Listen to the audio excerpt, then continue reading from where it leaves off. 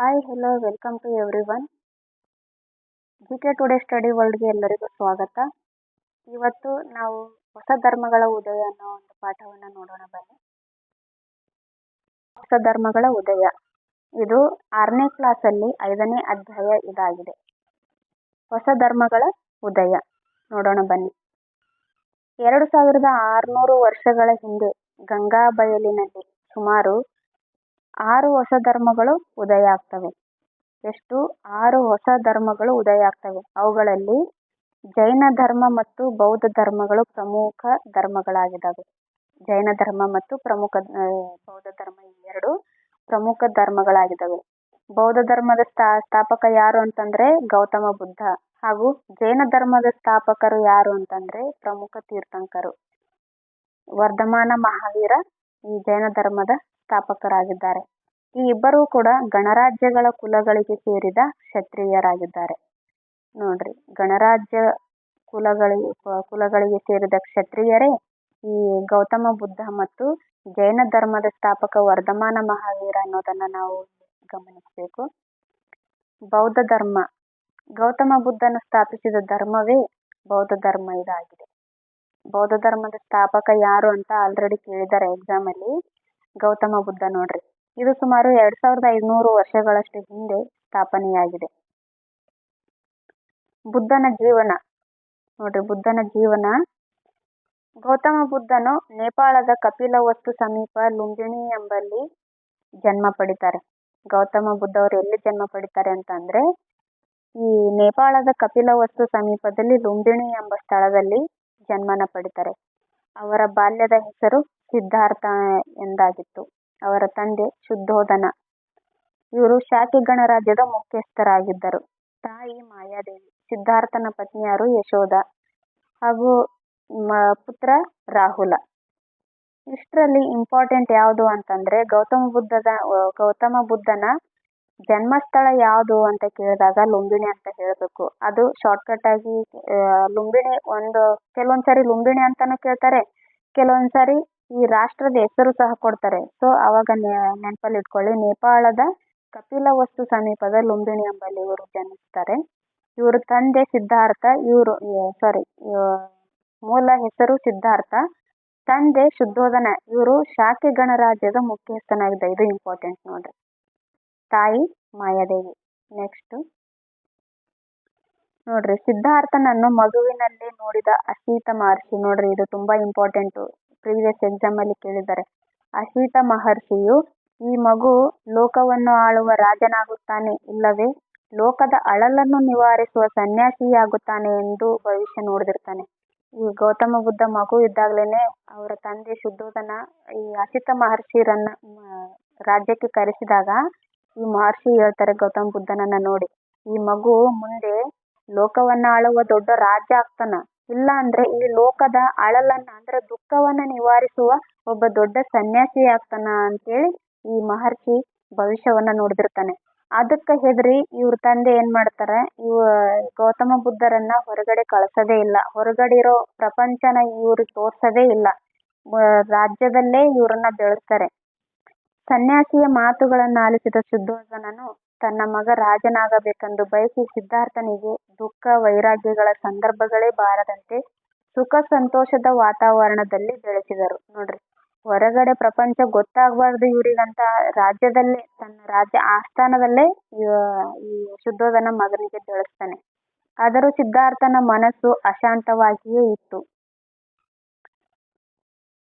ಬುದ್ಧ ಗುರುವಿನ ಬಾಲ್ಯದ ಬಗ್ಗೆ ಇರೋ ಒಂದು ಮಾಹಿತಿ ಅಂದ್ರೆ, ಒಮ್ಮೆ ನಗರ ಪ್ರದಕ್ಷಿಣೆ ಮಾಡೋ ಸಲುವಾಗಿ ಗೌತಮ ಬುದ್ಧ ಹೊರಗಡೆ ಹೋಗ್ತಾರೆ. ಅಕಸ್ಮಾತ್ ಆಗಿ ಹೊರಗಡೆ ಹೋಗ್ತಾರೆ.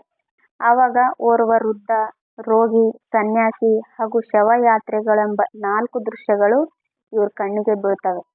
ಈ ವೃದ್ಧ ಬರ್ತಾನೆ. ಆವಾಗ ಸಾರಥಿ ಕೇಳ್ತಾರೆ ಗೌತಮ ಬುದ್ಧ, ಇವ್ರು ಯಾಕೆ ವೃದ್ಧ ಆಗಿದ್ದಾರೆ, ಇವ್ರು ಯಾಕೆ ರೋಗಿ ಇದ್ದಾರೆ, ಇವ್ರು ಯಾಕೆ ಸನ್ಯಾಸಿ ಆಗಿದ್ದಾರೆ, ಇವ್ರನ್ನ ಎಲ್ಲಿ ಕರ್ಕೊಂಡು ಹೋಗ್ತಾರೆ, ನನ್ ಸತ್ತ ಶವನ ತಗೊಂಡೋಗಿ ಹೂಳ್ಬೇಕಲ್ಲ, ಅವ್ರನ್ನ ನೋಡಿ ಇವ್ರನ್ನ ಯಾಕೆ ತಗೊಂಡ್ ಹೋಗ್ತಾ ಇದಾರೆ ಅಂತ ಅಂದಾಗ ಆ ಸಾರಥಿ ಹೇಳ್ತಾನೆ, ಜೀವನ ಅಂದ್ರೆ ಇಷ್ಟೇ ಅಲ್ವಾ, ಒಂದಿನ ನಾವು ಮುದುಕರು ಆಗ್ಲೇಬೇಕು, ನಮ್ಗೆ ವಯಸ್ಸು ಆಗೇ ಆಗುತ್ತೆ, ನಮಗೂ ಏನಾದ್ರು ಅಂದ್ರೆ ಹೆಲ್ತ್ ಇಶ್ಯೂ ಬಂದೇ ಬರುತ್ತೆ. ಆಮೇಲೆ ನಾವು ಸಹ ಇದನ್ನೆಲ್ಲ ಬಿಟ್ಟು ಸನ್ಯಾಸಿ ಆಗ್ತೀವಿ. ಅಂದರೆ ಸಂಸಾರದ ಜಂಜಾಟವನ್ನೆಲ್ಲ ಬಿಟ್ಟು ಸನ್ಯಾಸಿ ಆಗಲೇಬೇಕಾಗುತ್ತೆ.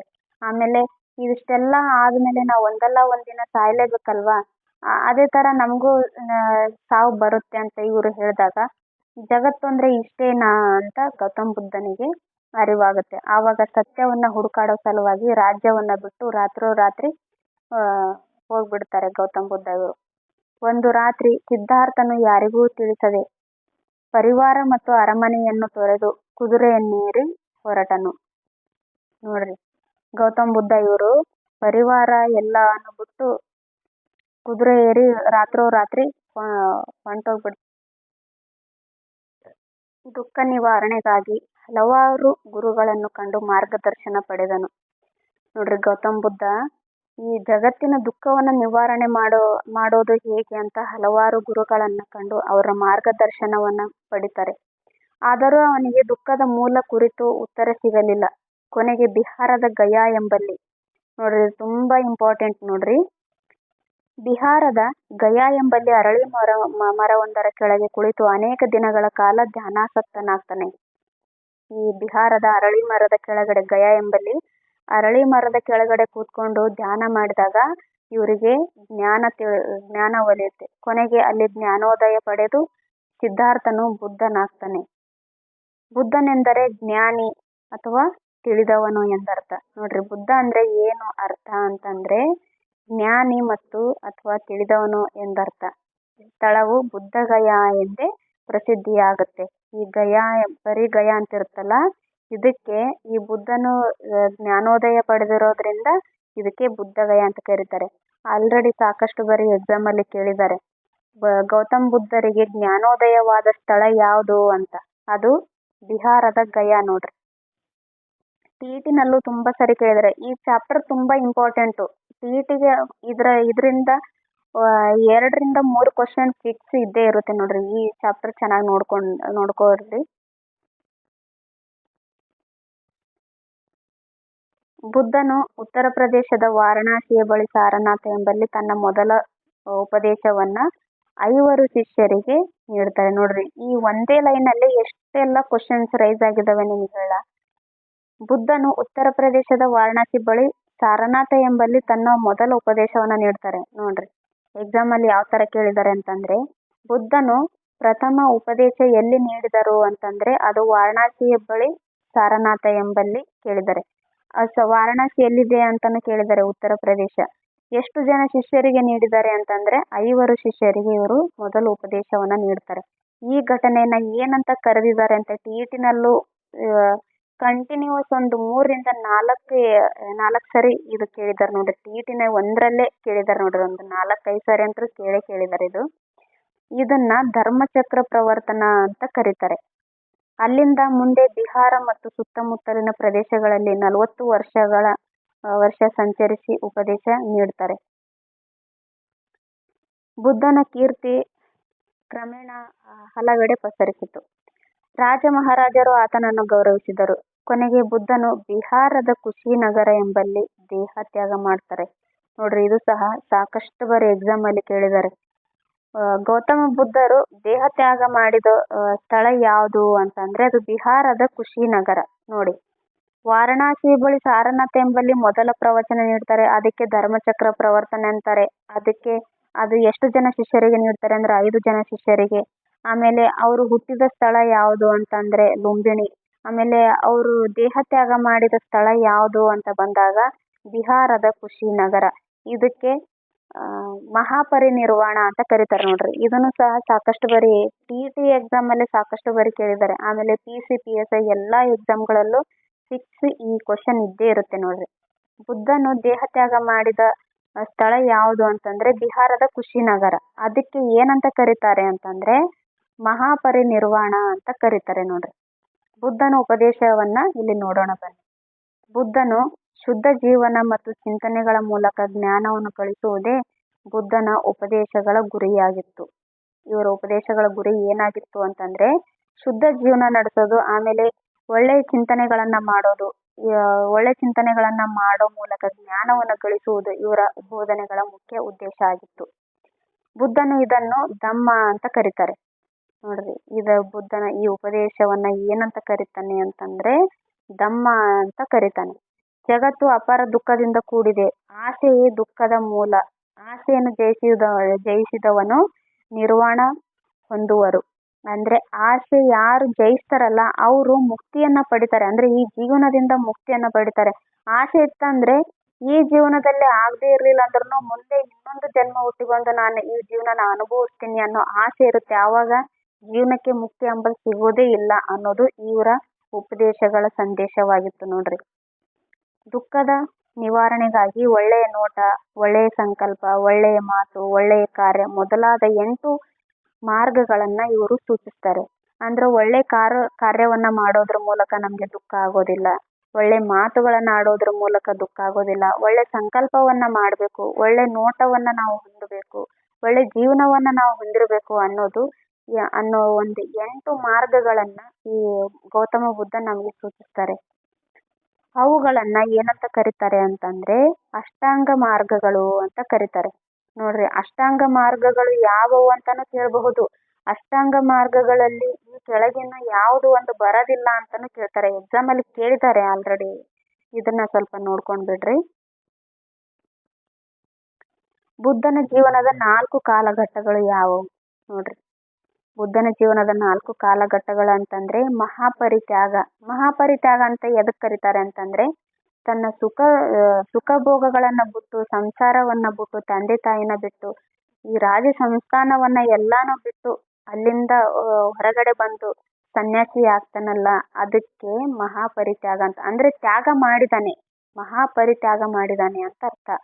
ಜ್ಞಾನೋದಯ ಅಂದ್ರೆ ದುಃಖವನ್ನ, ಈ ಜಗತ್ತಿನ ದುಃಖವನ್ನ ನಿವಾರಿಸೋದು ಹೇಗೆ ಅಂತ ತಪಸ್ಸನ್ನ ಮಾಡಿ ಕಂಡುಕೊಳ್ತಾನಲ್ಲ, ಆವಾಗ ಆತ ಪಡೆದಿರೋ ಜ್ಞಾನನೇ ಜ್ಞಾನೋದಯ ಅಂತ ಕರೀತಾರೆ.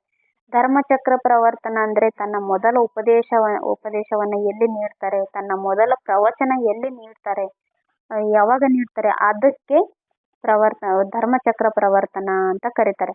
ಮಹಾಪರಿನಿರ್ವಾಣ ಅಂದ್ರೆ ನಿರ್ವಾಣ ಆಗೋಯ್ತು, ಆ ಒಬ್ಬ ವ್ಯಕ್ತಿ ಅಥವಾ ಆ ಒಂದು ಘಟನೆಗೆ ಮುಕ್ತಿ ಅನ್ನೋದು ಆಯ್ತು ಅನ್ನೋದನ್ನೇ ಮಹಾಪರಿನಿರ್ವಾಣ. ಅಂದ್ರೆ ಇವರು ತಮ್ಮ ಜೀವನವನ್ನ ಮುಗಿಸ್ತಾರಲ್ಲ, ತಮ್ಮ ದೇಹ ತ್ಯಾಗವನ್ನ ಮಾಡ್ತಾರಲ್ಲ, ಅದಕ್ಕೆ ಮಹಾಪರಿನಿರ್ವಾಣ ಅಂತ ಕರೀತಾರೆ. ಬುದ್ಧನ ಮೂಲ ಬೋಧನೆಗಳೆಂದರೆ 4 ಆರ್ಯ ಸತ್ಯಗಳು. ನೋಡ್ರಿ, ಗೌತಮ ಬುದ್ಧನ ಮೂಲ ಬೋಧನೆಗಳು ಯಾವುವು ಅಂತಂದ್ರೆ 4 ಆರ್ಯ ಸತ್ಯಗಳು ಮತ್ತು ಅಷ್ಟಾಂಗ ಮಾರ್ಗಗಳು. ಇವು ಬುದ್ಧನ ಮೂಲ ಬೋಧನೆಗಳಾಗಿವೆ. ಈ 4 ಆರ್ಯ ಸತ್ಯಗಳು ಯಾವ್ಯಾವು ಅಂತಂದ್ರೆ ಜಗತ್ತು ದುಃಖಮಯವಾಗಿದೆ, ಆಸೆಯೇ ದುಃಖದ ಮೂಲವಾಗಿದೆ, ಆಸೆಯನ್ನು ಗೆದ್ದು ದುಃಖವನ್ನ ದಾಟಬಹುದು, ದುಃಖವನ್ನು ಕೊನೆಗಳಿಸುವ ದಾರಿಯೇ ಅಷ್ಟಾಂಗ ಮಾರ್ಗ. ಈ 4 ಆರ್ಯ ಸತ್ಯಗಳಾಗಿದ್ದಾವೆ. ನೋಡ್ರಿ, 4 ಆರ್ಯ ಸತ್ಯಗಳು ಯಾವ್ಯಾವು ಅಂತೇಳಿ GPSC CET ಕೇಳ್ಬೋದು. ಡಿಸ್ಕ್ರಿಪ್ಟಿವ್ ರೈಟಿಂಗ್ ಅಲ್ಲಿ ಕೇಳ್ತಾರೆ. ಗೌತಮ ಬುದ್ಧನ ಉಪದೇಶಗಳು ಯಾವುವು, ಗೌತಮ ಬುದ್ಧನ 4 ಆರ್ಯ ಸತ್ಯಗಳು ಯಾವುವು, ಅಷ್ಟಾಂಗ ಮಾರ್ಗಗಳು ಯಾವುವು ಅಂತ ಕೇಳ್ತಾರೆ. ಅವಾಗ ಈ ಉತ್ತರನ ನೀವು ಮೆನ್ಷನ್ ಮಾಡ್ರಿ. ಜಗತ್ತು ದುಃಖಮಯವಾಗಿದೆ, ಆಸೆ ದುಃಖದ ಮೂಲ, ಆಸೆಯನ್ನು ಗೆದ್ದು ದುಃಖವನ್ನು ದಾಟಬಹುದು, ದುಃಖವನ್ನು ಕೊನೆಗಳಿಸುವ ದಾರಿಯೇ ಅಷ್ಟಾಂಗ ಮಾರ್ಗ. ಇದೇನು 4 ಆರ್ಯ ಸತ್ಯಗಳಾಗಿವೆ. ಸಿದ್ಧಾರ್ಥನನ್ನು ಗೌತಮ ಬುದ್ಧ, ತಥಾಗತ, ಶಾಕ್ಯ ಮುನಿ ಎಂದು ಸಹ ಕರೀತಾರೆ. ನೋಡ್ರಿ, ಗೌತಮ ಬುದ್ಧನಿಗೆ ಎಷ್ಟೆಲ್ಲ ಹೆಸರುಗಳಿದಾವೆ ಅಂತಂದ್ರೆ ಗೌತಮ ಬುದ್ಧನ ಮೂಲ ಹೆಸರೇ ಸಿದ್ಧಾರ್ಥ. ಈ ಸಿದ್ಧಾರ್ಥನನ್ನ ಗೌತಮ ಬುದ್ಧ, ತಥಾಗತ, ಶಾಕ್ಯ ಮುನಿ ಎಂದು ಸಹ ಕರೀತಾರೆ. ನೋಡ್ರಿ, ಇವಲ್ಲದೆ ತನ್ನ ಅನುಯಾಯಿಗಳಿಗೆ ಹಿಂಸೆ, ಮದ್ಯಪಾನ, ಭ್ರಷ್ಟಾಚಾರ ಮಾಡದಿರಲು, ಸುಳ್ಳು ಹೇಳದಿರಲು ನಿಯಮ ವಿಧಿಸಿದರು. ಹೀಗೆ ಬುದ್ಧನ ಉಪದೇಶಗಳು ಸರಳವೂ ಜನಪ್ರಿಯವೂ ಆಗಿದ್ದವು. ಏಕೆಂದರೆ ಆಗಿನ ಕಾಲದಲ್ಲಿ ಸಂಸ್ಕೃತ ವೇದಾಧ್ಯಯನ ಮಾಡಿದವರು ಸಂಸ್ಕೃತ ಭಾಷೆನ ಆಡ್ತಾ ಇದ್ರು. ಸಂಸ್ಕೃತ ಸಾಮಾನ್ಯ ಜನರಿಗೆ ಅರ್ಥ ಆಗ್ತಾ ಇರ್ಲಿಲ್ಲ. ಬಟ್ ಗೌತಮ್ ಬುದ್ಧ ಅವರು ಸಾಮಾನ್ಯ ಜನರಿಗೆ ಅರ್ಥ ಆಗೋ ಭಾಷೆ ಪಾಲಿ ಭಾಷೆಯಲ್ಲಿ ಉಪದೇಶವನ್ನು ನೀಡ್ತಾನೆ. ಇದರಿಂದ ಜನರು ಇವರತ್ತ ಆಕರ್ಷಣೆ ಆಗ್ತಾರೆ. ಈ ಮೂಲಕ ಬೌದ್ಧ ಧರ್ಮ ಜನಪ್ರಿಯವಾಗುತ್ತೆ. ಏಕೆಂದರೆ ತನ್ನ ಉಪದೇಶವನ್ನು ಜನರ ಭಾಷೆಯಾದ ನೋಡ್ರಿ ಪಾಲಿ ಭಾಷೆಯಲ್ಲಿ ಬೋಧಿಸಿದನು. ಅವನ ಉಪದೇಶಗಳನ್ನು ಆತನ ಶಿಷ್ಯರು 3 ಪೀಠಕಗಳಲ್ಲಿ ಸಂಗ್ರಹಿಸ್ತಾರೆ. ಈ 3 ಪೀಠಕಗಳು ಯಾವುವು ಅಂತಂದ್ರೆ ವಿನಯ ಪೀಠಕ, ಸುತ್ತ ಪೀಠಕ ಮತ್ತು ಅಭಿಧಮ್ಮ ಪೀಠಕ ಎಂಬ 3 ಪೀಠಕಗಳಲ್ಲಿ ಬುದ್ಧನ ಉಪದೇಶಗಳನ್ನ ಆತನ ಶಿಷ್ಯರು ಸಂಗ್ರಹಿಸ್ತಾರೆ.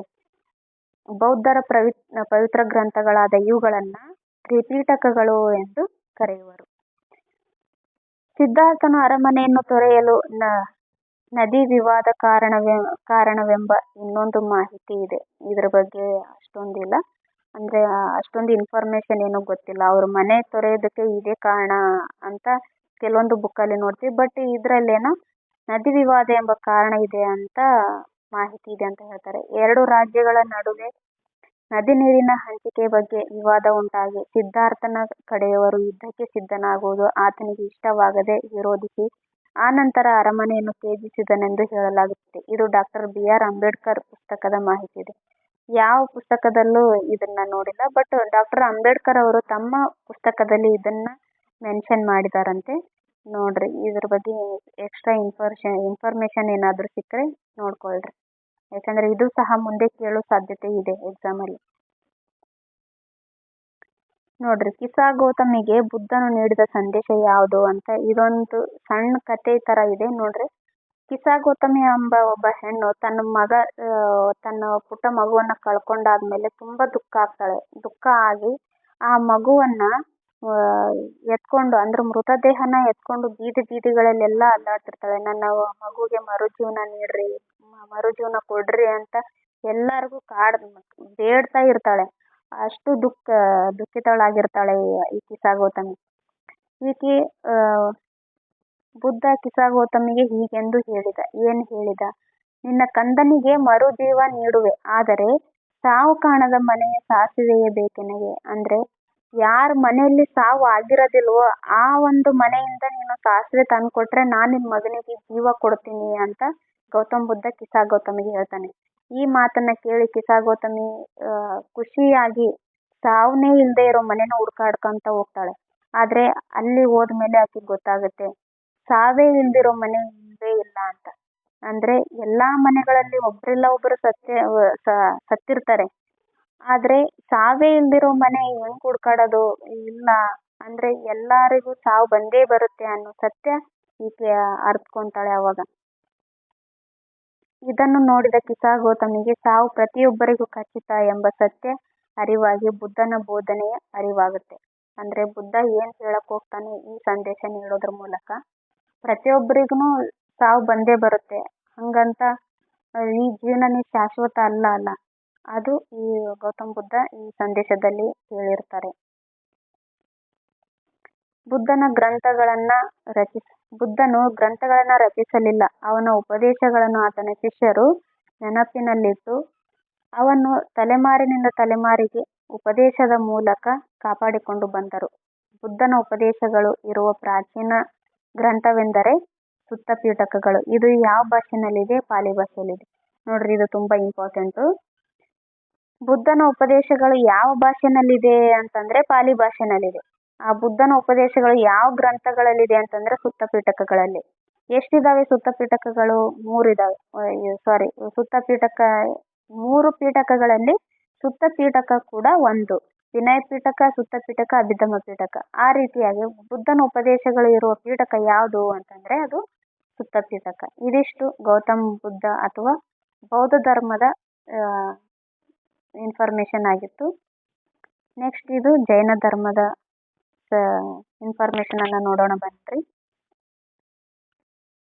ಮಹಾವೀರನ ಜೀವನ ಅಂದ್ರೆ 24ನೇ ತೀರ್ಥಂಕರನಾದ ಮಹಾವೀರನು ಜೈನ ಧರ್ಮವನ್ನ ಪ್ರಚಾರಪಡಿಸಿದನು. ಈತನು ಸುಮಾರು 200 ವರ್ಷಗಳ ಹಿಂದೆ ವೈಶಾಲಿ ಸಮೀಪ ಕುಂದಲ ಗ್ರಾಮದಲ್ಲಿ ಜನಿಸ್ತಾನೆ. ನೋಡ್ರಿ, ಮಹಾವೀರ ಎಲ್ಲಿ ಜನಿಸ್ತಾರೆ? ಇವರು 24ನೇ ತೀರ್ಥಂಕರ ಆಗಿರ್ತಾರೆ. ಮಹಾವೀರ ಎಷ್ಟನೇ ತೀರ್ಥಂಕರ? 24ನೇ ತೀರ್ಥಂಕರ. ಮೊದಲ ತೀರ್ಥಂಕರ ಯಾರು? ಋಷಭನಾಥ. 23ನೇ ತೀರ್ಥಂಕರ ಯಾರು? ಪಾರ್ಶ್ವನಾಥ. ಈ 24ನೇ ತೀರ್ಥಂಕರ ಇವರೇ ಮಹಾವೀರ. ಇವರು ಜೈನ ಧರ್ಮದ ಸ್ಥಾಪಕ ಆಗ್ತಾರೆ. ಇವರು ವೈಶಾಲಿ ಸಮೀಪದ ಕುಂದಲ ಎಂಬ ಗ್ರಾಮದಲ್ಲಿ ಜನಿಸ್ತಾರೆ. ಆತನ ಹಿಂದಿನ ಹೆಸರು ಏನಾಗಿರುತ್ತದೆ? ವರ್ಧಮಾನ. ಆದ್ದರಿಂದ ಇವರನ್ನ ವರ್ಧಮಾನ ಮಹಾವೀರ ಅಂತ ಕರೀತಾರೆ. ಇವ್ರ ತಂದೆ ಯಾರು? ಸಿದ್ಧಾರ್ಥ. ಇವರು ಸಿದ್ಧಾರ್ಥ ಕುಲವೊಂದರ ಮುಖ್ಯಸ್ಥನಾಗಿರ್ತಾನೆ. ತಾಯಿ ತ್ರಿಶಲಾದೇವಿ. ಇವರು ವರ್ಧಮಾನನ ದಿವ್ಯ ಜ್ಞಾನವನ್ನು ಪಡೆಯುವುದಕ್ಕಾಗಿ ಮನೆಯನ್ನು ತೊರೆತಾರೆ. ಎಲ್ಲವನ್ನು ತ್ಯಜಿಸಿ ಕೆಲ ಕಾಲ ದಿಗಂಬರ ಮುನಿಯಾಗಿ ಸಂಚರಿಸ್ತಾರೆ. ನೋಡ್ರಿ, ಈ ವರ್ಧಮಾನ ಮಹಾವೀರ ಇವರು ಕೆಲವು ಕಾಲ ದಿಗಂಬರ ಮುನಿಯಾಗಿ ಸಂಚಾರ ಮಾಡ್ತಾರೆ. ಆನಂತರ 12 ವರ್ಷಗಳ ಕಾಲ, ನೋಡ್ರಿ 12 ವರ್ಷಗಳ ಕಾಲ ತಪಸ್ಸನ್ನು ಮಾಡಿ ಕೊನೆಗೆ ದಿವ್ಯ ಜ್ಞಾನವನ್ನು ಪಡಿತಾರೆ. ಇದನ್ನೇ ಜೀನ ಅಂತ ಕರೀತಾರೆ. ಜೀನ ಅಂದ್ರೆ ಏನು? ದಿವ್ಯ ಜ್ಞಾನವನ್ನು ಪಡೆದಿರೋದನ್ನೇ ಜೀನ ಅಂತ ಕರೀತಾರೆ. ಜೀನ ಎಂದರೆ ಮೋಹವನ್ನು ಗೆದ್ದವನು ಎಂದರ್ಥ. ನೋಡ್ರಿ, ಜೀನ ಅಂದ್ರೆ ಏನು? ಮೋಹವನ್ನು ಗೆದ್ದವನು ಎಂದರ್ಥ. ಈತನ ಅನುಯಾಯಿಗಳೇ ಜೈನರು ಅಂತ ಕರೀತಾರೆ. ಮಹಾವೀರನು ಎಲ್ಲ ವರ್ಗದವರಿಗೂ ಉಪದೇಶ ನೀಡಿದನು. ಬಿಹಾರದ ಪಾವಾಪುರಿ ಎಂಬಲ್ಲಿ ಇವರು ದೇಹ ತ್ಯಾಗ ಮಾಡ್ತಾರೆ. ನೋಡ್ರಿ, ಬಿಹಾರದ ಪಾವಾಪುರಿ ಎಂಬಲ್ಲಿ 2022-23 ಸಹ ಈ TET ನಡೀತಲ್ಲ, ಅದರಲ್ಲಿ ಇದು ಕ್ವಶನ್ ಕೇಳಿದಾರೆ. ನೋಡ್ರಿ, ಈ ಹೊಸ ಧರ್ಮಗಳ ಉದಯ ಅನ್ನೋ ಪಾಠ ಐತಲ್ಲ, ಪ್ರತಿ ವರ್ಷ ಒಂದಲ್ಲ ಒಂದು ಕ್ವಶನ್ ಈ ಪಾಠದಿಂದ ಕೇಳ್ತಾರೆ. ಫಿಕ್ಸ್ ಆಗಿ ಒಂದಿಲ್ಲ 2 ಕ್ವಶನ್ ಫಿಕ್ಸ್ ಇದ್ದೇ ಇರುತ್ತೆ. ನೋಡ್ರಿ, ಈ ಪಾಠ ಚೆನ್ನಾಗಿ ನೋಡ್ಕೊಳ್ರಿ. ಮಹಾವೀರನ ಬೋಧನೆಗಳು. ವರ್ಧಮಾನ ಮಹಾವೀರನು ಹಿಂಸೆ, ಕಳ್ಳತನ, ಸಂಪತ್ತಿನ ಸಂಗ್ರಹ ಮಾಡದಿರಲು, ಸುಳ್ಳು ಹೇಳದಿರಲು ತನ್ನ ಅನುಯಾಯಿಗಳಿಗೆ ಬೋಧಿಸಿದನು. ಅಲ್ಲದೆ ಬ್ರಹ್ಮಚರ್ಯವನ್ನು ಆಚರಿಸಲು ಕರೆ ನೀಡಿದನು. ನೋಡ್ರಿ, ನೋಡ್ರಿ 23ನೇ ತೀರ್ಥಂಕರರು 4 ಉಪದೇಶಗಳನ್ನ ಮಾಡಿರ್ತಾರೆ. ಹಿಂಸೆ ಮಾಡಬಾರದು ಅಂದ್ರೆ ಅಹಿಂಸೆ, ಆಸ್ತೇಯ, ಅಪರಿಗ್ರಹ ಮತ್ತು ಸುಳ್ಳು ಹೇಳಬಾರ್ದು ಅನ್ನೋ 4 ಉಪದೇಶಗಳನ್ನ ಹೇಳ್ತಾರೆ. ಅಹಿಂಸೆ ಅಂತಂದ್ರೆ ಹಿಂಸೆ ಮಾಡಬಾರ್ದು. ಆಮೇಲೆ ಸತ್ಯ ಅಂದ್ರೆ ಸುಳ್ಳು ಹೇಳಬಾರ್ದು, ಸತ್ಯನೇ ಹೇಳಬೇಕು ಯಾವಾಗಲೂ. ಆಮೇಲೆ ಆಸ್ತೇಯ ಅಂತಂದ್ರೆ ಯಾವುದನ್ನ ಕದಿಬಾರ್ದು, ಕಳ್ಳತನ ಮಾಡಬಾರ್ದು ಅಂತ ಅರ್ಥ. ಆಮೇಲೆ 4ನೇದು ಅಪರಿಗ್ರಹ ಅಂತಂದ್ರೆ ಆಸ್ತಿಯನ್ನ ಹೊಂದಬಾರ್ದು ಅನ್ನೋದು ಈ ತತ್ವದ ಉದ್ದೇಶ ಆಗಿತ್ತು. ವರ್ಧಮಾನ ಮಹಾವೀರ ಇವರು 5ನೇ ತತ್ವವಾದ ಬ್ರಹ್ಮಚರ್ಯವನ್ನ ಬೋಧಿಸ್ತಾರೆ. ಅಹಿಂಸೆಗೆ ಜಗತ್ತಿಗೆ ಮತ್ತಾವ ಧರ್ಮವು ನೀಡದಿರುವ ಮಹತ್ವವನ್ನ ಈ ಜೈನ ಧರ್ಮದವರು ನೀಡ್ತಾರೆ. ನೋಡ್ರಿ, ಅಹಿಂಸೆಗೆ ಯಾವ ಧರ್ಮದವರು ಹೆಚ್ಚಾಗಿ ಒತ್ತು ನೀಡಿದ್ದಾರೆ ಅಂತ ಸಾಕಷ್ಟು ಬಾರಿ ಎಕ್ಸಾಮ್ ಅಲ್ಲಿ ಕೇಳಿದ್ದಾರೆ. ನೋಡ್ರಿ, ಇದು ಜೈನ ಧರ್ಮ. ಮಹಾವೀರನ ಬೋಧನೆಯು 23ನೇ ತೀರ್ಥಂಕರನಾದ ಪಾರ್ಶ್ವನಾಥನ ಬೋಧನೆಯ ಮುಂದುವರಿಕೆಯಾಗಿತ್ತು. ಮುಂದೆ ಜೈನ ಧರ್ಮದಲ್ಲಿ ಶ್ವೇತಾಂಬರ ಮತ್ತು ದಿಗಂಬರ ಎಂಬ 2 ಪಂಥಗಳು ಹುಟ್ಕೊಂತವೆ. ಶ್ವೇತಾಂಬರ ಅಂತಂದ್ರೆ ಬಿಳಿ ಬಟ್ಟೆಯನ್ನ ಧರಿಸ್ತಾರಲ್ಲ, ಅವ್ರನ್ನ ಶ್ವೇತಾಂಬರ ಅಂತ ಕರೀತಾರೆ. ಯಾವುದೇ ಬಟ್ಟೆಯನ್ನ ಧರಿಸದೆ ತಪಸ್ವಿ ಆಗಿರ್ತಾರಲ್ಲ, ಅವರನ್ನ ದಿಗಂಬರರು ಅಂತ ಕರೀತಾರೆ. ನೋಡ್ರಿ, ಇದೆ ನೋಡ್ರಿ ವ್ಯತ್ಯಾಸ. ಬಿಳಿಯ ವಸ್ತ್ರ ತೊಡುವ ಪಾರ್ಶ್ವನಾಥನ ಅನುಯಾಯಿಗಳನ್ನ ಶ್ವೇತಾಂಬರ ಅಂತ ಕರೀತಾರೆ. ಅಂದ್ರೆ ಶ್ವೇತಾಂಬರರು ಪಾರ್ಶ್ವನಾಥನ ಅನುಯಾಯಿಗಳಾದ್ರೆ, ಬಟ್ಟೆಯನ್ನೇ ಧರಿಸದ ಮಹಾವೀರನ ಅನುಯಾಯಿಗಳಿಗೆ ದಿಗಂಬರರು ಅಂತ ಕರೀತಾರೆ. ಕರ್ನಾಟಕದ ಶ್ರವಣಬೆಳಗೊಳ ಜೈನ ಧರ್ಮದ ಧಾರ್ಮಿಕ ಕೇಂದ್ರವಾಗಿದೆ. ನೋಡ್ರಿ, ಚಂದ್ರಗುಪ್ತ ಮೌರ್ಯರು ಈ ಕರ್ನಾಟಕಕ್ಕೆ ಬಂದು ಈ ಶ್ರವಣಬೆಳಗೊಳದಲ್ಲಿ ನೆಲೆಸಿದ್ದ ಜೈನ ಧರ್ಮವನ್ನ ಪ್ರಚಾರ ಮಾಡೋದಕ್ಕೆ ಇವರು ಸಹಾಯ ಮಾಡ್ತಾರೆ. ಇಲ್ಲೇ ಬಂದು ಅವರು ಸಲ್ಲೇಖನ ವ್ರತವನ್ನ ಮಾಡಿ ತಮ್ಮ ದೇಹ ತ್ಯಾಗವನ್ನ ಮಾಡ್ತಾರೆ. ಜೈನ ಮತದಲ್ಲಿ 5 ನೈತಿಕ ತತ್ವಗಳಿವೆ. ಅವು ಯಾವ ಅಂತಂದ್ರೆ ಅಹಿಂಸೆ, ಸತ್ಯ, ಆಸ್ತೇಯ ಅಂದ್ರೆ ಕದಿಯದಿರುವುದು, ಅಪರಿಗ್ರಹ ಅಂದ್ರೆ ಅವಶ್ಯಕ್ಕಿಂತ ಹೆಚ್ಚು ಪದಾರ್ಥಗಳನ್ನ ಸಂಗ್ರಹಣೆ ಮಾಡಬಾರದು, ಮತ್ತು ಬ್ರಹ್ಮಚರ್ಯ ಅಂದ್ರೆ ಇಂದ್ರಿಯಗಳನ್ನು ತನ್ನ ವಶದಲ್ಲಿ ಇಟ್ಟುಕೊಳ್ಳುವುದು. ಇವು 5 ತತ್ವಗಳಾಗಿದ್ದಾವೆ. ನೋಡ್ರಿ, ಈ ಹಿಂದೆ ಸಾಕಷ್ಟು ಬಾರಿ ಎಕ್ಸಾಮ್ ಅಲ್ಲಿ ಕೇಳಿದ್ದಾರೆ. TET ಕೇಳಿದ್ದಾರೆ, CET ಕೇಳಿದ್ದಾರೆ, PS, PSI, KS ಎಲ್ಲ ಎಕ್ಸಾಮ್ಗಳಲ್ಲೂ ಈ ಕ್ವಶನ್ಸ್ ಅನ್ನ ಕೇಳಿದಾರೆ. ನೋಡ್ರಿ, ಆಸ್ತೇಯ ಅಂದ್ರೆ ಏನು, ಅಪರಿಗ್ರಹ ಅಂದ್ರೆ ಏನು, ಈ ಹೊಂದಿಸಿ ಬರೆಯಿರಿ ತರಾನು ಕೇಳಿದ್ದಾರೆ. ನೋಡ್ರಿ, ಇದು ಇಂಪಾರ್ಟೆಂಟ್, ನೋಡ್ಕೊಳ್ರಿ ಒಂದ್ಸರಿ. ನೆಕ್ಸ್ಟ್ ಮಹಾಜನಪದಗಳು ಮತ್ತು ಗಣರಾಜ್ಯಗಳು ಅಂತ ಬರ್ತವೆ. ಮಹಾಜನಪದಗಳು, ನಾವೀಗ 2500 ವರ್ಷಗಳಷ್ಟು ಹಿಂದಕ್ಕೆ ಹೋಗೋಣ. ಅಂದ್ರೆ 2500 ವರ್ಷಗಳಷ್ಟು ಹಿಂದೆ ಈ ಮಹಾಜನಪದಗಳು ಹುಟ್ಕೊಂತವೆ. ಅದು ಬುದ್ಧನ ಕಾಲ. ಆ ಕಾಲದಲ್ಲಿ ಸಿಂಧೂ ಗಂಗಾ ನದಿ ಬಯಲಿನಲ್ಲಿ 16 ಚಿಕ್ಕ ಪುಟ್ಟ ರಾಜ್ಯಗಳಿದ್ದವು. ಬೌದ್ಧರ ಸಾಹಿತ್ಯದಲ್ಲಿ ಇವುಗಳನ್ನು ಮಹಾಜನಪದಗಳು ಎಂದು ಕರೆಯಲಾಗಿದೆ. ಅಂದರೆ ಬೌದ್ಧರ ಸಾಹಿತ್ಯದಲ್ಲಿ ಈ ಜನಪದಗಳನ್ನು ಮಹಾಜನಪದಗಳು ಅಂದರೆ ಚಿಕ್ಕ ಪುಟ್ಟ ರಾಜ್ಯಗಳನ್ನು ಮಹಾಜನಪದಗಳು ಎಂದು ಕರೆದಿದ್ದಾರೆ. ಅವುಗಳಲ್ಲಿ ಮಗಧ, ಕೋಸಲ ಮತ್ತು ವತ್ಸ ಎಂಬ ಮಹಾಜನಪದ ಪ್ರಮುಖವಾಗಿದ್ದವು. ಮಗಧ, ಕೋಸಲ ಮತ್ತು ವತ್ಸ ಎಂಬ ಮಹಾಜನಪದಗಳು ಇಲ್ಲಿ ಪ್ರಮುಖವಾಗಿದ್ದವು. ಅಲ್ಲಿ ರಾಜರ ಆಳ್ವಿಕೆ ಇತ್ತು. ಇದಿಷ್ಟು ಮಹಾಜನಪದಗಳಾಯಿತು. ಈಗ ಗಣರಾಜ್ಯ ಅಂತ ನೋಡೋಣ. ಇದೇ ಕಾಲದಲ್ಲಿ ಹಲವಾರು ರಾಜ್ಯಗಳಲ್ಲಿ ಜನಪ್ರತಿನಿಧಿಗಳ ಆಳ್ವಿಕೆ ಇತ್ತು. ಅವುಗಳನ್ನ ಗಣರಾಜ್ಯ ಅಂತ ಕರಿತಾ ಇದ್ರು. ನಮ್ಮ ಭಾರತವು ಕೂಡ ಒಂದು ಗಣರಾಜ್ಯವಾಗಿದೆ ನೋಡ್ರಿ. ಗಣರಾಜ್ಯ ಅಂದ್ರೆ ಏನು ಅಂತ ಸಾಕಷ್ಟು ಬಾರಿ ಹಿಂದೆ ಎಕ್ಸಾಮ್ ಅಲ್ಲಿ ಕೇಳಿದ್ದಾರೆ. ಗಣರಾಜ್ಯ ಅಂದ್ರೆ ಈ ದೇಶದ ರಾಷ್ಟ್ರಪತಿಯನ್ನ ನಾವು ವೋಟ್ ಮೂಲಕ ಆಯ್ಕೆ ಮಾಡ್ತೀವಲ್ಲ, ಅದನ್ನ ಗಣರಾಜ್ಯ ಅಂತ ಕರೀತಾರೆ. ವೋಟ್ ಮೂಲಕ ಅಂದ್ರೆ ನಾವೇ ಸಾಮಾನ್ಯ ಜನರು ಹೋಗಿ ವೋಟ್ ಮಾಡೋದಲ್ಲ. ನಾವು ವೋಟ್ ಮಾಡಿ ಯಾರನ್ನ ಪ್ರತಿನಿಧಿಗಳನ್ನ ಕಳಿಸಿರ್ತೀವಲ್ಲ, ಅವರು ರಾಷ್ಟ್ರಪತಿಗಳ ಆಯ್ಕೆಗೆ ವೋಟನ್ನ ಮಾಡ್ತಾರೆ. ಅದನ್ನ ಗಣರಾಜ್ಯ ಅಂತ ಕರೀತಾರೆ. ಇದು ಸಾಕಷ್ಟು ಬಾರಿ ಇಂಥ ಎಕ್ಸಾಮ್ ಅಲ್ಲಿ ಕೇಳಿದಾರೆ ನೋಡ್ರಿ, ನೋಟ್ ಮಾಡ್ಕೊಳ್ರಿ. ಗಣರಾಜ್ಯಗಳಲ್ಲಿ ಪ್ರಮುಖವಾದುದು ಅಂತಂದ್ರೆ ವಜ್ಜಿ ಗಣರಾಜ್ಯ ಅಥವಾ ಋಜಿ ಗಣರಾಜ್ಯ. ಅದು ಹಲವಾರು ಗಣರಾಜ್ಯಗಳನ್ನು ಒಳಗೊಂಡಿದ್ದ ಒಕ್ಕೂಟವಾಗಿತ್ತು. ಬಿಹಾರದ ವೈಶಾಲಿ ಪಟ್ಟಣವು ಅವರ ರಾಜಧಾನಿಯಾಗಿತ್ತು. ನೋಡ್ರಿ, ಈ ವಜ್ಜಿ ಗಣರಾಜ್ಯದ ರಾಜಧಾನಿ ಯಾವ್ದಾಗಿತ್ತು ಅಂತಂದ್ರೆ ಬಿಹಾರದ ವೈಶಾಲಿಯಾಗಿತ್ತು. ವಜ್ಜಿಯ ಒಕ್ಕೂಟದಲ್ಲಿ ಹಿರಿಯ ಮತ್ತು ಕಿರಿಯ ಸದಸ್ಯರನ್ನು ಒಳಗೊಂಡ ಒಂದು ಸಭೆಯು ಆಳ್ವಿಕೆ ನಡೆಸುತ್ತಿತ್ತು. ಸಭಾ ಸದಸ್ಯರನ್ನ ರಾಜ ಎಂದು ಬೋಧಿಸಲಾಗುತ್ತಿತ್ತು. ಸಭೆಯಲ್ಲಿ ಒಕ್ಕೂಟಕ್ಕೆ ಸಂಬಂಧಪಟ್ಟ ಎಲ್ಲ ಪ್ರಮುಖ ವಿಷಯಗಳ ಚರ್ಚೆ ಇಲ್ಲಿ ಬರ್ತಾ ಇತ್ತು. ಅಂದ್ರೆ ಇಲ್ಲಿ ರಾಜಕೀಯ ಚಟುವಟಿಕೆಗಳು ಈ ರೀತಿಯಾಗಿ ನಡೀತಾ ಇತ್ತು. ಈಗ ಪ್ರೆಸೆಂಟ್ ನಮ್ಮ ಭಾರತದಲ್ಲಿ ಯಾವ ರೀತಿ ರಾಜಕೀಯ ಚಟುವಟಿಕೆಗಳು ಇದಾವಲ್ಲ, ಸೇಮ್ ಅದೇ ತರ ರಾಜಕೀಯ ಚಟುವಟಿಕೆ ಅಂದ್ರೆ ಅಲ್ಲಿನ ರಾಜಕೀಯ ಚಟುವಟಿಕೆಗಳು ನಾವು ಅಳವಡಿಸ್ಕೊಂಡಿದೀವಿ ಅಂದ್ರೆ ತಪ್ಪಾಗೋದಿಲ್ಲ ನೋಡ್ರಿ. ನೆಕ್ಸ್ಟ್ ಬಂದು ಹೊಸ ಪದಗಳು ಯಾವ ಇಲ್ಲಿ ಬಂದಿದಾವೆ ಅಂತಂದ್ರೆ ವೈರಾಗ್ಯ. ನೋಡ್ರಿ, ವೈರಾಗ್ಯ ಅಂದ್ರೆ ಏನು ಅಂತ ಎಕ್ಸಾಮ್ಗಳಲ್ಲಿ ಕೇಳ್ತಾರೆ. ಪ್ರಪಂಚದ ಎಲ್ಲ ಬಗೆಯ ಆಸೆಗಳನ್ನು ತ್ಯಜಿಸುವಿಕೆಯನ್ನ ವೈರಾಗ್ಯ ಅಂತ ಕರೀತಾರೆ. ದಿಗಂಬರರು ಅಂದ್ರೆ ದಿಕ್ಕುಗಳನ್ನೇ ಬಟ್ಟೆಯಾಗಿ ಹೊಂದಿರುವವರು.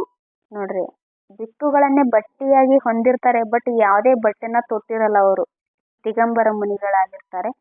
ನಿರ್ವಾಣ ಎಂದರೆ ಹುಟ್ಟು ಸಾವುಗಳ ಚಕ್ರದಿಂದ ಪಾರಾಗುವುದು. ಹುಟ್ಟು ಸಾವುಗಳ ಚಕ್ರದಿಂದ ಪಾರಾಗುವುದು ಅಂದ್ರೆ ಈ ಜನ್ಮದಲ್ಲಿ ನಾವೇನು ಹುಟ್ಟಿರ್ತೀವಲ್ಲ, ಆಯ್ತು ಇದೇ ಜನ್ಮದಲ್ಲಿ ಇದು ಕೊನೆ ಆಗೋದು, ನೆಕ್ಸ್ಟ್ ನಾವು ಹುಟ್ಟುತ್ತೀವಿ ಮತ್ತೆ ಹುಟ್ಟಿ ಸಾಯ್ತೀವಿ ಅನ್ನೋದ್ರಿಂದ ಮುಕ್ತಿಯಾಗೋದೇ ನಿರ್ವಾಣ. ಇದಿಷ್ಟು ಹೊಸ ಪದಗಳಾಗಿದ್ದವು. ನೋಡ್ರಿ, ಇಲ್ಲಿ ಇನ್ನೊಂದು ಇನ್ಫಾರ್ಮೇಶನ್ ಕೊಟ್ಟಿದ್ದಾರೆ. ಬೌದ್ಧ ಧರ್ಮದಲ್ಲಿ ಹೀನಯಾನ ಮತ್ತು ಮಹಾಯಾನ ಎಂಬ 2 ಪಂಥಗಳಿದ್ದವು. ಹೀನಯಾನ, ಮಹಾಯಾನ ಎಂಬ ಎರಡು ಪಂಥಗಳಿದ್ದವು. ಅಶೋಕನು ಹೀನಯಾನ ಎಂಬ ಪಂಥವನ್ನ ಮುನ್ನಡೆಸಿದರೆ ಅಂದ್ರೆ ಆತನು ಈ ಪಂಥದ ಅನುಯಾಯಿಯಾಗಿದ್ದರೆ, ಕನಿಷ್ಕನು ಮಹಾಯಾನ ಎನ್ನೋ ಪಂಥದ ಅನುಯಾಯಿಯಾಗಿರ್ತಾನೆ. ನೋಡ್ರಿ, ಈ ಇಬ್ರು ಬೌದ್ಧ ಧರ್ಮದ ಪ್ರಚಾರ ಮಾಡೋದ್ರಲ್ಲಿ ತುಂಬಾ ಗಣನೀಯವಾಗಿ ಕಾರ್ಯನಿರ್ವಹಿಸಿದ್ದಾರೆ. ಇದ್ರ ಬಗ್ಗೆ ಮುಂದೆ ಬರ್ತಕ್ಕಂಥ ಪಾಠಗಳಲ್ಲಿ ನಾವು ನೋಡೋಣ. ಯಾಕಂದ್ರೆ 8th ಕ್ಲಾಸಲ್ಲೂ ಸಹ ಈ ಮುಂದುವರೆದ ಭಾಗವನ್ನ ನಾವು ಕಾಣ್ತೀವಿ. ಅಲ್ಲಿ ಎಕ್ಸ್ಟ್ರಾ ಇನ್ಫಾರ್ಮೇಶನ್ ತಿಳಿದುಕೊಳ್ಳೋಣ. ನೋಡ್ರಿ, ಇಲ್ಲಿ ಕ್ವಶನ್ ಆನ್ಸರ್ ಬಂದಿದ್ದಾವೆ. ಗೌತಮ್ ಬುದ್ಧನು ಡ್ಯಾಶ್ ಎಂಬಲ್ಲಿ ಜನಿಸಿದನು. ಗೌತಮ್ ಬುದ್ಧನು ಎಲ್ಲಿ ಜನಿಸ್ತಾನೆ ಅಂತಂದ್ರೆ ಲುಂಬಿಣಿಯಲ್ಲಿ, ನೇಪಾಳದ ಲುಂಬಿಣಿ ಎಂಬಲ್ಲಿ ಜನಿಸ್ತಾರೆ. ಬುದ್ಧನು ತನ್ನ ಉಪದೇಶವನ್ನ ಯಾವ ಭಾಷೆಯಲ್ಲಿ ನೀಡಿದರು ಅಂತಂದ್ರೆ ಪಾಲಿ ಭಾಷೆಯಲ್ಲಿ ಬೋಧನೆ ಮಾಡ್ತಾರೆ. ಜೀನ ಎಂದರೆ ಎಲ್ಲವನ್ನು ಗೆದ್ದವನು ಎಂದರ್ಥ. ಜೀನ ಎಂದರೆ ಮೋಹವನ್ನು ಗೆದ್ದವನು ಎಂದರ್ಥ. ಜೈನ ಧರ್ಮದ 24ನೇ ತೀರ್ಥಂಕರ ಯಾರಾಗಿದ್ರು ಅಂತಂದ್ರೆ ಜೈನ ಧರ್ಮದ 23ನೇ ತೀರ್ಥಂಕರ ಪಾರ್ಶ್ವನಾಥ ಆದ್ರೆ 1ನೇ ತೀರ್ಥಂಕರ ಋಷಭನಾಥ ಆಗಿರ್ತಾರೆ. 24ನೇ ತೀರ್ಥಂಕರ ಈ ವರ್ಧಮಾನ ಮಹಾವೀರ ಆಗಿರ್ತಾರೆ. ಈ ಇನ್ಫಾರ್ಮೇಶನ್ ತಿಳ್ಕೊಳ್ರಿ. ಜೈನ ಧರ್ಮದಲ್ಲಿ ಬಿಳಿಯ ವಸ್ತ್ರವನ್ನ ಧರಿಸುವವರನ್ನ ಶ್ವೇತಾಂಬರರು ಅಂತ ಕರೀತಾರೆ. ಶ್ವೇತಾಂಬರರು ಪಾರ್ಶ್ವನಾಥನ ಅನುಯಾಯಿಯಾಗಿದ್ದರೆ, ದಿಗಂಬರರು ಅಂದ್ರೆ ಇವರು ವರ್ಧಮಾನ ಮಹಾವೀರರ ಅನುಯಾಯಿಯಾಗಿರ್ತಾರೆ. ಈ ಡಿಸ್ಕ್ರಿಪ್ಟಿವ್ ರೈಟಿಂಗ್ ನ ಇನ್ನೊಂದು ಕ್ಲಾಸಲ್ಲಿ ನೋಡೋಣ. ಇದಿಷ್ಟು ಹೊಸ ಧರ್ಮಗಳ ಉದಯದ ಬಗ್ಗೆ ನಾವು ನೋಡಿದ್ದೀವಿ. ಇಲ್ಲಿ ಒಂದು ಕ್ವಶನ್ ಇದೆ ನೋಡ್ರಿ. ಎ ಪಟ್ಟಿ ಮತ್ತು ಬಿ ಪಟ್ಟಿಯನ್ನು ಹೊಂದಿಸಿ ಬರೆಯಿರಿ ಅಂತ ಕೊಟ್ಟಿದ್ದಾರೆ. ಗೌತಮ್ ಬುದ್ಧ ಇವರು ಬೌದ್ಧ ಧರ್ಮದ ಸ್ಥಾಪಕರಾಗಿರ್ತಾರೆ. ಮಹಾವೀರರು 24ನೇ ತೀರ್ಥಂಕರರಾಗಿರ್ತಾರೆ. ವಜ್ಜಿ ಅನ್ನೋದು ಒಂದು ಗಣರಾಜ್ಯ ಆಗಿರುತ್ತೆ.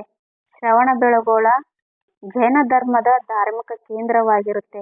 ಆಮೇಲೆ ತ್ರಿಪಿಟಕ ಇದೇನಾಗಿರುತ್ತೆ, ಬೌದ್ಧರ ಪವಿತ್ರ ಗ್ರಂಥಗಳು ಆಗಿರ್ತದೆ ನೋಡ್ರಿ. ಈ ಕ್ಲಾಸ್ ನಿಮಗೆ ಇಷ್ಟ ಆದರೆ ಒಂದು ಲೈಕನ್ನು ಮಾಡಿರಿ, ಲೈಕ್ ಕೊಡ್ರಿ, ಹಾಗೆ ಕಮೆಂಟ್ ಮಾಡಿರಿ. ಮತ್ತು ಇನ್ನೂ ಯಾರೆಲ್ಲ ನನ್ನ ಚಾನಲನ್ನು ಸಬ್ಸ್ಕ್ರೈಬ್ ಮಾಡ್ಕೊಂಡಿಲ್ವೋ ಅವರು ದಯವಿಟ್ಟು ನನ್ನ ಚಾನಲನ್ನು ಸಬ್ಸ್ಕ್ರೈಬ್ ಮಾಡ್ಕೊಳ್ಳಿ. ಪಕ್ಕದಲ್ಲಿರೋ ಬೆಲ್ ಬಟನ್ನ ಒತ್ತುವುದರ ಮೂಲಕ ನನ್ನ ಚಾನಲ್ಗೆ ಸಪೋರ್ಟ್ ಮಾಡಿರಿ, ಸಹಕಾರವನ್ನು ನೀಡಿ. ಮತ್ತು ಈ ವಿಡಿಯೋವನ್ನು ನಿಮ್ಮ ಫ್ರೆಂಡ್ಸ್ಗಳಿಗೂ ಶೇರ್ ಮಾಡಿಕೊಳ್ಳ್ರಿ. ಇದಿಷ್ಟು ಇವತ್ತಿನ ಕ್ಲಾಸ್ ಆಗಿತ್ತು. ಸಿಗೋಣ ನೆಕ್ಸ್ಟ್ ಕ್ಲಾಸಲ್ಲಿ, ನೆಕ್ಸ್ಟ್ ಪಾಠನ ನೋಡೋಣ. ಇದಿಷ್ಟು ಈ ವಿಡಿಯೋ ನೋಡಿದ್ದಕ್ಕೆ ತಮಗೆಲ್ಲ ತುಂಬ ಹೃದಯದ ಧನ್ಯವಾದಗಳು. Thank you. ಸಿಗೋಣ ನೆಕ್ಸ್ಟ್ ಕ್ಲಾಸಲ್ಲಿ.